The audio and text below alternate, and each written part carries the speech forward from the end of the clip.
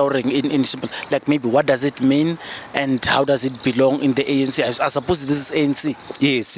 SASCO is an alliance with the ANC, and like I said, it's a student movement. Whenever students have issues, they come to us. We do assist them in that. On YouTube, someone will write on the comment that Maramos, you are ANC. Why don't you tell them or Lenalinyaka free education? What's your answer for them? We are not ANC. We are students. The same issues that face students.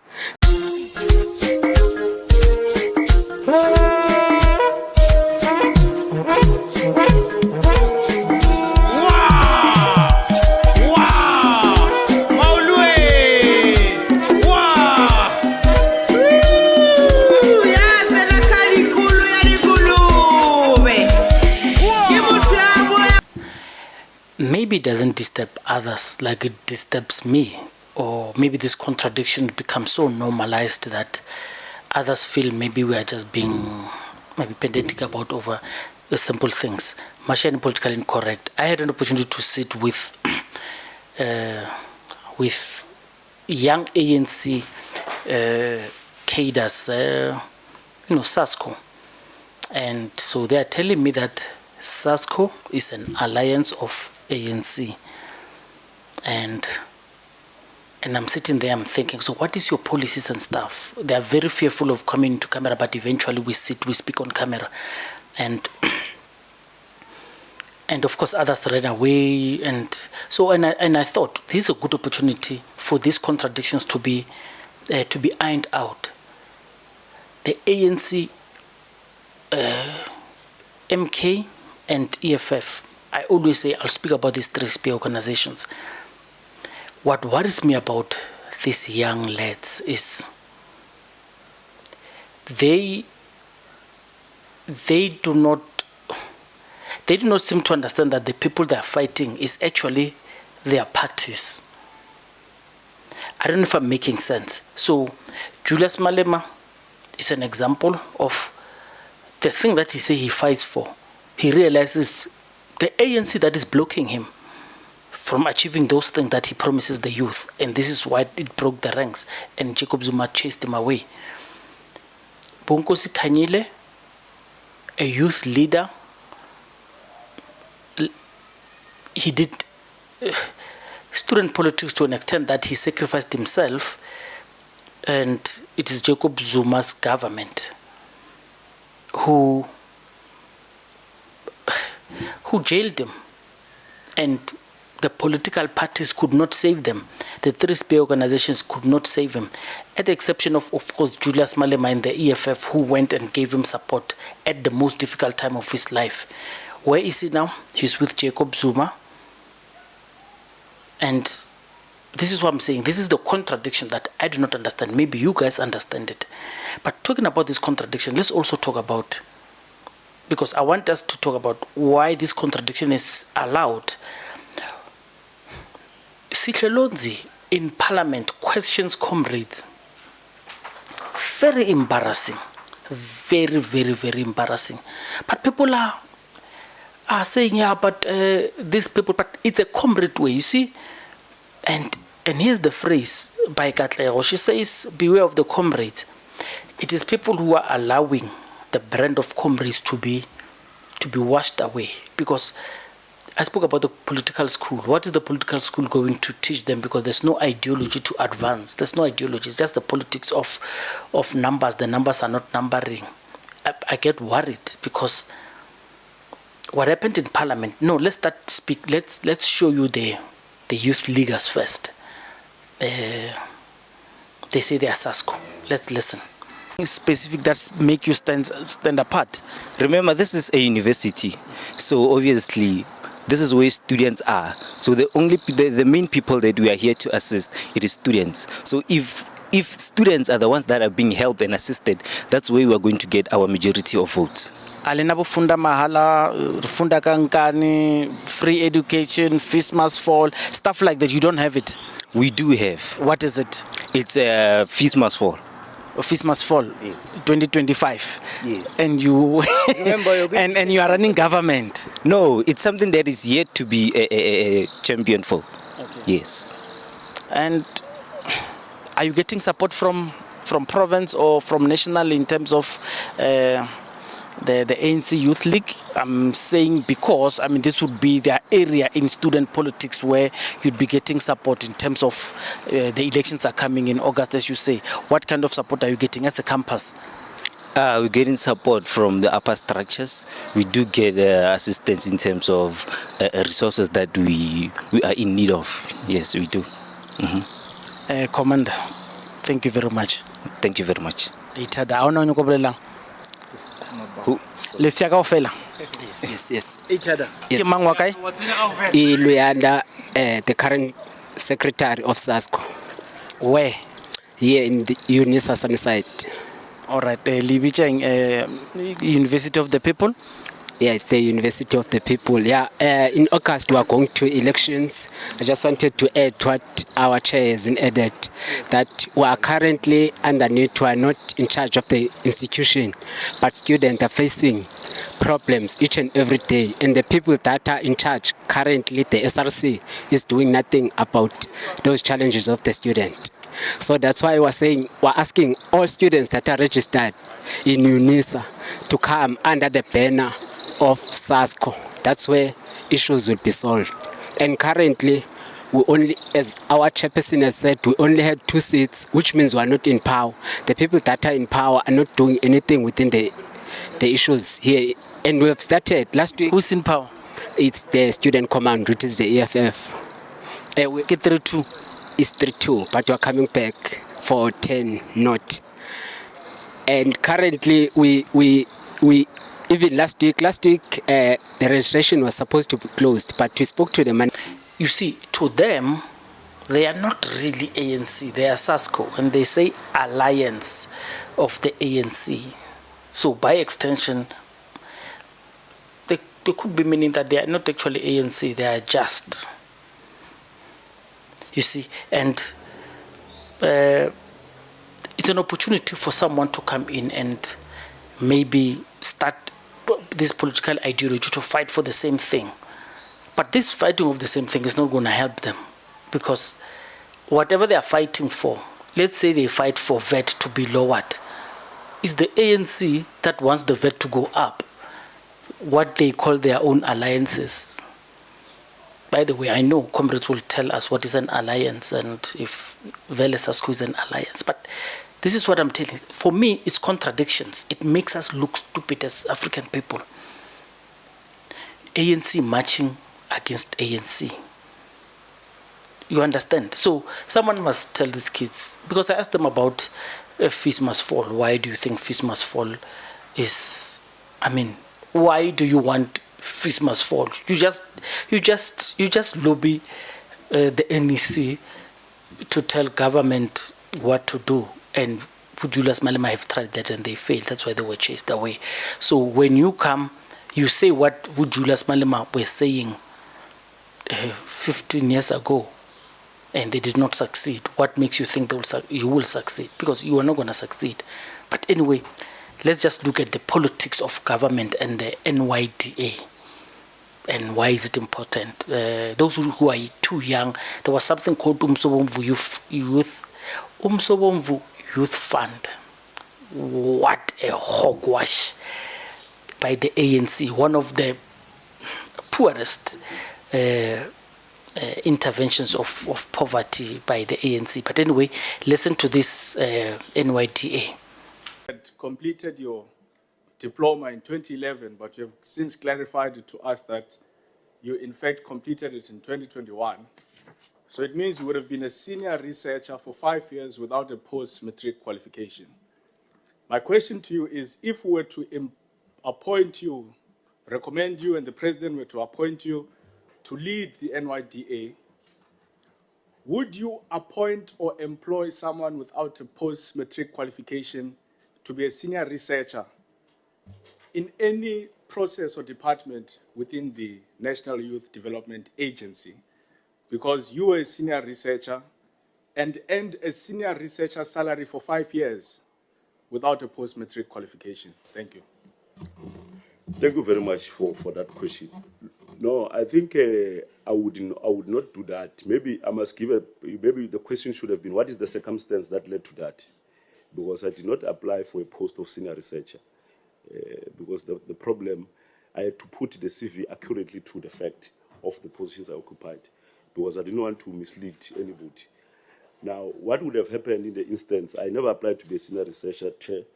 I applied to be a PA and working in the office of the chief whip in the municipality there.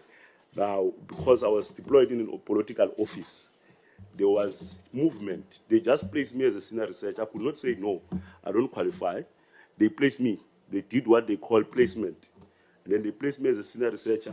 For that matter, for 2 years, I spent that 2 years without being given proper functions in that responsibility. And that was my problem. It was the problem of the municipality. I'm on record complaining about those attributes. And so it was never my making, Chair, that I applied for a post that I knew that I don't qualify for. It was the making of the institution which frustrated me at that particular time. And I had issues with it at that time. Now, it was not me. It was just an issue of placement. Because if you were to check, it was just the same institution that I worked in. It was not like I moved to another department, to another institution. I still worked within the same institution. So that was the reality. It was a frustration for me, and I had to enjoy that, and that was it. Thank you, Chair. Thank you so much. No, I think he's clarified that. Much, Tamsang Mahlangu. My name is Sihlelonzi, Member of Parliament deployed by the Economic Freedom Fighters. I've just got one quick question for you. So the NYDA Act outlines the agency's responsibilities in as far as youth development is concerned. Now, given how the Act is so broad, how would you ensure that the NYDA policies and programs align with the legal framework outlined in the Act? And maybe try to give me some practical examples in as far as this relationship is concerned. Thank you. Stores not the kid. How the as your question was that how does since the NYDA Act is broad, how and it allows the responsibilities, how do I ensure that the programs it aligns with the legal framework? Yeah, I'm trying to, maybe so that you understand it better, I'm trying to test your understanding of the relationship between the Act and its legal framework in as far as the work of the NYDA is concerned. And I want you to give me a practical example to that effect. Okay.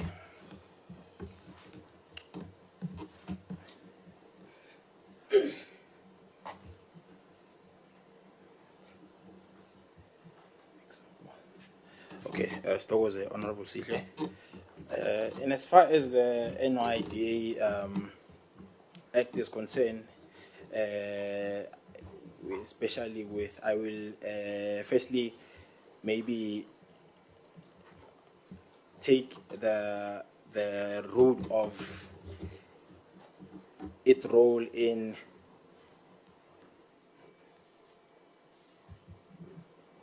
the development of, or rather the bridging between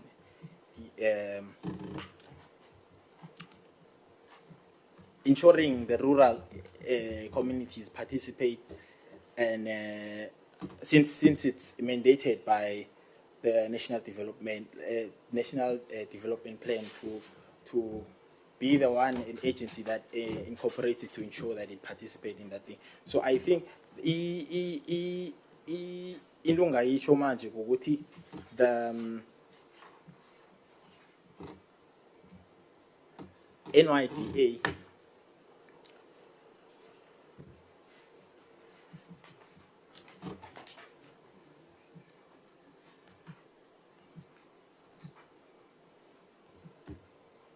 okay.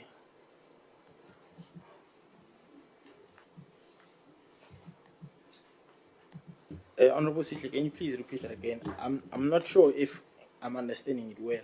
from how I'm understanding it, I think it may be different from what you are saying. Can you please? Through you, Chair, if you'll allow. Oh, I'm trying to understand, my brother. Yes. If I'm just trying to find a simple way of explaining it to you. In as far as NYDA must fulfill its objectives, right? Yes. Youth development, the things that you would have mentioned here. Yes. Now, there's the NYDA Act, and then there's the legal framework of the NYDA Act. I want to know if you understand the relationship between those two, and if you can give me some practical example, even one, that demonstrates to us and the people of South Africa that you'll be serving, that you understand this relationship. Okay. Okay, so from the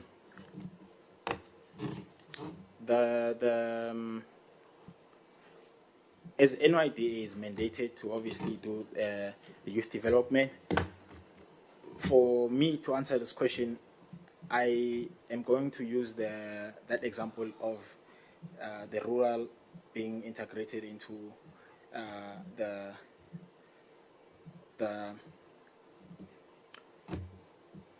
okay, so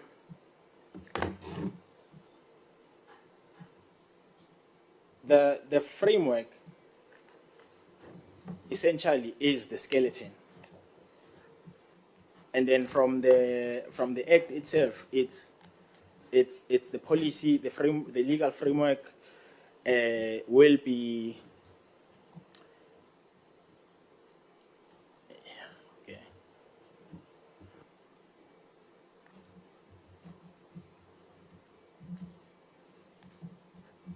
Okay, let me just give this one. So from the people who are in the rural areas. Okay, Chair. But 1 minute left for this question, unfortunately, sir. Okay. So the NYDA, these people, these aspirant comrades who want to be there, qualified or not, they believe they must come in, not because of the content of their own character and subject matter expertise, no, because they are aligned politically with the ones that are ruling. Either you are with Panyaza, or you are with Figile, or you are with Mtolo, KwaZulu-Natal, or you must be in line with someone. And this is the problem that Twitter keeps saying, the problem of cadre deployment. It's not the best cadre. So, what is kakistocracy?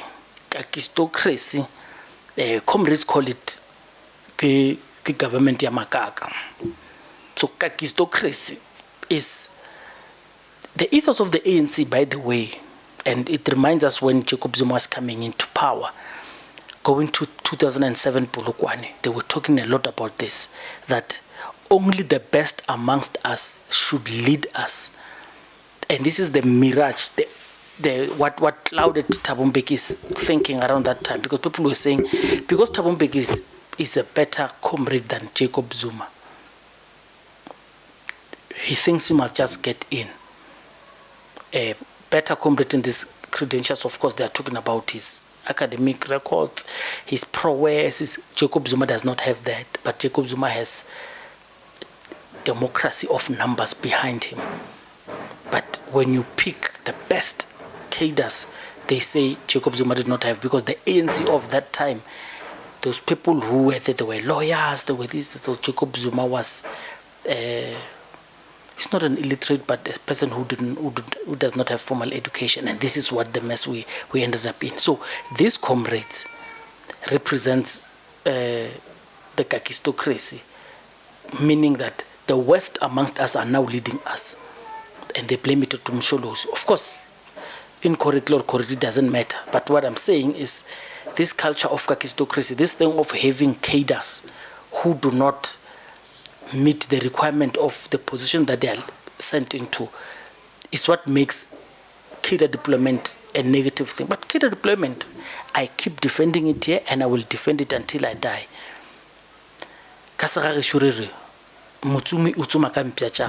So That's Julius Malema, by the way. He says he will hunt with his best dogs because everyone knows. You can't. Imagine the frustration that man has. Cyril Ramaphosa. He wants to implement policies of the ANC. He sends Khwarube and the DA people who do not believe in those Bella Acts, and he tells them to implement. Then they frustrate him. It's a typical example why cadre deployment, it's not only necessary, it's a must. It's a must because you must put people to implement the thing that you want, and there's nothing wrong with cadre deployment. But the wrongness is these comrades who, without even qualification, they must just be given positions because their friends are in power. So when their friends are in power, even those that are qualified don't get the position. Only their friends get this position. Machine politically incorrect. Let me leave it at that. It's so disappointing. It's so disappointing because what the ANC people are doing, they are damaging the reputation of all other African people who go into industry. You may not know, but as African people who work, who do business, sometimes you are taken as incompetent by just presenting yourself as an African because they are unqualified people who do things and who are uplifted. You understand? Just because they are friends with someone, even though they don't know the job. So even when you know the job, you get into that space, they think you are a prankster. Of course, there are a lot of white people who don't know the job. Case in point is, who's this director guy at Eskom? One of the worst CEO in the history of Eskom.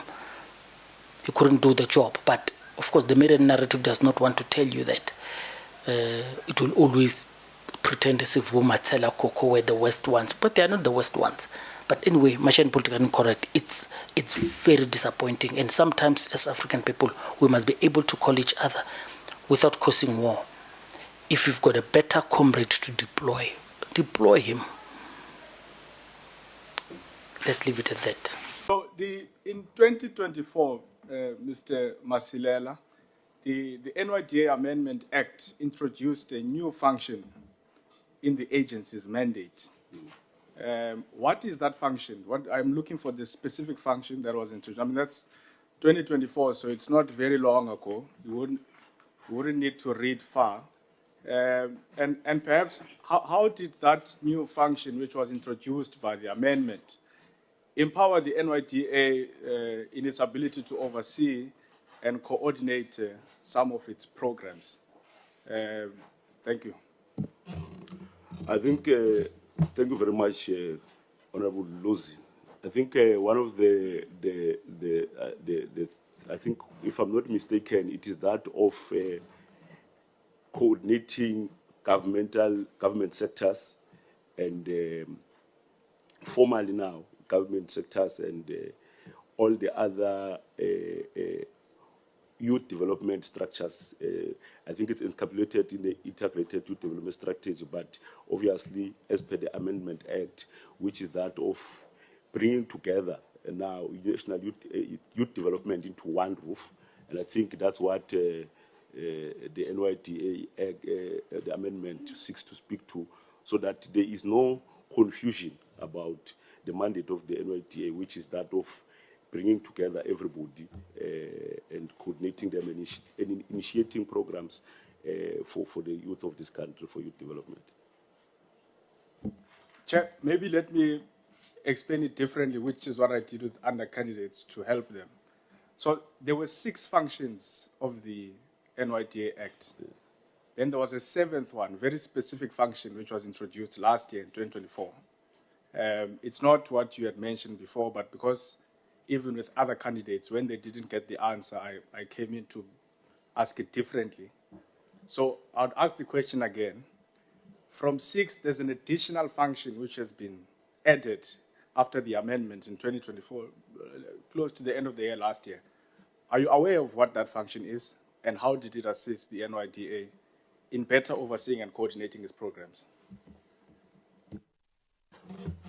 I would think that it is. I would think that I would have to really be referred back. I'm not quite sure what is that exact function, because I would have thought that it relates to coordination and all of that, but it seems it's not the case. All right. No, thank you. Lonzi, can I ask?